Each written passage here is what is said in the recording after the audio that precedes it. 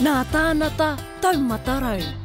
He whakarau I ngā kōrero tuku iho a TΑUA te Māori. Ahakoa huri kihia ki te motu nei, tērā ka roko hina atu rā. He mauna, he haurono, he paki nā te iwi. Kei nā takena o ngā taumata rau o nai tūhoi. He nō hana hapu, me te āhua noho a te iwi ki tōna rohe pōtai. Kei tēnā whaitua o roto o te urawira, he tauna kura, hei whātare atu, o tira o nā pāna ki o nā iwi. Kia ora, ko mere McLean hau.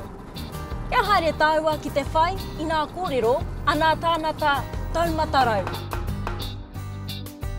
He panana pāku ka mea mai rā koe. E Kore! Ia, ara, titiro whēra. Oh! O te ati koe hea wēra. Ai, he panana. Hā wē mai. Te atā, wēra. Wai mari ai mau au aku. Your jandal. Ai. He atua!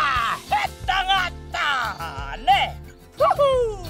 O timi tēnā, o kimi tēnā, o napi tēnā.